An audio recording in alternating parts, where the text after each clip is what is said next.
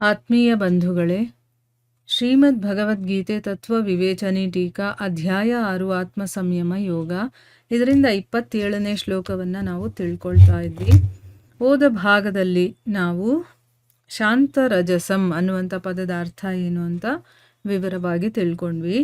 ಅಂದರೆ ನಮ್ಮಲ್ಲಿರುವಂಥ ಆಸಕ್ತಿ, ಕಾಮನೆಗಳು, ಲೋಭ ಮತ್ತು ತೃಷ್ಣೆ, ಸಕಾಮಕರ್ಮ ಇದೆಲ್ಲವೂ ಕೂಡ ರಜೋಗುಣದಿಂದ ಉತ್ಪತ್ತಿಯಾಗಿರುವಂಥದ್ದು. ಇದೆಲ್ಲದರ ರಹಿತವಾಗಿ ಯಾರಿರ್ತಾನೋ ಅವರನ್ನು ಶಾಂತ ರಜಸಂ ಅಂತ ಹೇಳುವಂಥದ್ದು. ಮತ್ತು ಚಂಚಲತೆ ಮತ್ತು ವಿಕ್ಷೇಪ ಕೂಡ ರಜೋಗುಣದ್ದೇ ಒಂದು ಕೆಲಸ ಆಗಿದ್ದರೂ ಕೂಡ ಅದರ ವರ್ಣನೆಯನ್ನು ಪ್ರಶಾಂತ ಮನಸ್ಸಲ್ಲಿ ಹೇಳಿರೋದ್ರಿಂದ ಮತ್ತೆ ಇಲ್ಲಿ ಹೇಳಿಲ್ಲ ಅನ್ನೋದು ಕೂಡ ತಿಳ್ಕೊಂಡ್ವಿ. ಈಗ ಪ್ರಶ್ನೆ ಏನು ಅಂತಂದರೆ, ಬ್ರಹ್ಮಭೂತಂ ಅನ್ನುವಂಥ ಪದದ ಅರ್ಥ ಏನು?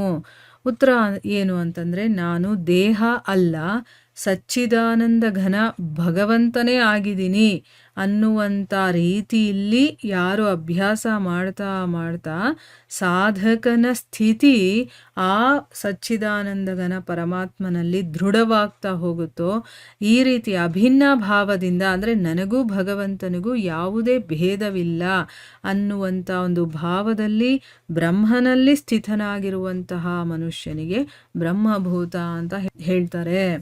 ಈಗ ನಮಗೆ ಕ್ಲಿಯರಾಗಿ ಅರ್ಥ ಆಯ್ತಲ್ವಾ? ನಾನು ದೇಹ ಅಲ್ಲ, ಆ ಭಗವಂತ ನಾನೇ ಆಗಿದ್ದೀನಿ ಅಂತ ಅಭಿನ್ನ ಭಾವದಿಂದ ಅಭ್ಯಾಸ ಮಾಡ್ತಾ ಹೋಗೋದು. ಆಮೇಲೆ ಅದರಲ್ಲೇ ದೃಢವಾಗಿ ಆ ಭಗವಂತನಲ್ಲೇ ಅವನು ಸ್ಥಿತನಾಗಿರ್ತಾನೆ. ಅಂಥ ಮನುಷ್ಯನಿಗೆ ಬ್ರಹ್ಮಭೂತ ಅಂತ ಹೇಳ್ತಾರೆ. ಮುಂದಿನ ಪ್ರಶ್ನೆ ಏನು ಅಂತಂದರೆ, ಈ ಬ್ರಹ್ಮಭೂತಂ ಅನ್ನುವಂತಹ ಪದ ಇದೆಯಲ್ಲ, ಅದು ಯಾರ ವಾಚಕವಾಗಿದೆ? ಸಾಧಕನ ವಾಚಕವಾಗಿ ಇರುವಂಥದ್ದು ಅಥವಾ ಸಿದ್ಧ ಪುರುಷನದು ಅಂತ ಇಲ್ಲಿ ಪ್ರಶ್ನೆ ಮಾಡಿದ್ದಾರೆ. ಬ್ರಹ್ಮಭೂತಂ ಅಂತಂದರೆ ನಾನು ದೇಹ ಅಲ್ಲ, ನಾನು ಭಗವಂತನೇ ಅಂತ ತಿಳ್ಕೊಂಡು ಅದರಲ್ಲೇ ಅವನು ಒಂದಾಗೋದು, ಅಂದರೆ ಆ ಬ್ರಹ್ಮನಲ್ಲೇ ಸ್ಥಿತನಾಗೋದು ಅನ್ನೋದನ್ನ ತಿಳ್ಕೊಂಡ್ವಿ ಅರ್ಥ. ಈಗ ಇದನ್ನ ಸಾಧಕನ ಬಗ್ಗೆ ಹೇಳ್ತಾ ಇರೋದು ಅಥವಾ ಯಾರು ಸಿದ್ಧನಾಗ್ಬಿಟ್ಟಿರ್ತಾನೋ ಅವನ ಬಗ್ಗೆ ಹೇಳ್ತಾ ಇರೋದು ಅಂತ ಪ್ರಶ್ನೆ ಮಾಡ್ತಾ ಇದ್ದಾರೆ. ಉತ್ತರ ಏನು ಅಂತಂದರೆ, ಬ್ರಹ್ಮಭೂತಂ ಅನ್ನುವಂಥ ಪದ ಉಚ್ಚ ಶ್ರೇಣಿಯ ಅಭೇದ ಮಾರ್ಗೀಯ ಸಾಧಕನ ವಾಚಕವಾಗಿ ಇದೆ.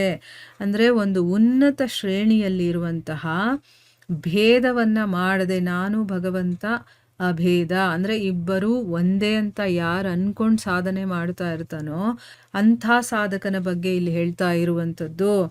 ಅಂದರೆ ಸಿದ್ಧರಿಗಲ್ಲ, ಸಾಧಕನಿಗೆ ಹೇಳ್ತಾ ಇರುವಂಥದ್ದು. ಇಂಥ ಸಾಧಕನ ರಜೋಗುಣ ಆಗಿರ್ಬೋದು, ತಮೋಗುಣ ಎರಡೂ ಶಾಂತವಾಗಿಬಿಟ್ಟಿರುತ್ತೆ. ಆದರೆ ಅವನು ಗುಣಗಳಿಂದ ಸರ್ವಥಾ ಅತೀತನಾಗಿರೋದಿಲ್ಲ. ಅಂದರೆ ಏನು?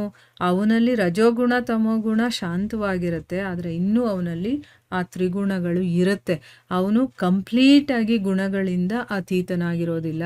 ಅವನು ತನ್ನ ದೃಷ್ಟಿಯಿಂದ ಬ್ರಹ್ಮನ ಸ್ವರೂಪದಲ್ಲೇ ಸ್ಥಿತನಾಗಿದ್ದಾನೆ. ಆದರೆ ವಸ್ತುತಃ ಬ್ರಹ್ಮನ ಪ್ರಾಪ್ತಿ ಇನ್ನೂ ಆಗಿರೋದಿಲ್ಲ. ಬ್ರಹ್ಮಭೂತ ಅಂತಂದರೆ ಯಾರು ಅನ್ನೋ ಗೊತ್ತಾಯ್ತಾ? ಸಿದ್ಧ ಪುರುಷರಿಗೆ ಹೇಳ್ತಾ ಇರೋದಲ್ಲ, ಸಾಧನೆ ಮಾಡ್ತಿರ್ತಾನೆ, ಅವನಲ್ಲಿ 2 ಗುಣಗಳು ಶಾಂತವಾಗಿರುತ್ತೆ. ಆಮೇಲೆ ಅವನು ನೋಡುವಂಥ ದೃಷ್ಟಿಯಿಂದ ಬ್ರಹ್ಮನ ಸ್ವರೂಪದಲ್ಲಿ ಸ್ಥಿತನಾಗಿರ್ತಾನೆ, ಆದರೆ ಇನ್ನೂ ಆ ಭಗವಂತನ ಪ್ರಾಪ್ತಿ ಅವನಿಗಿನ್ನೂ ಆಗಿರೋದಿಲ್ಲ.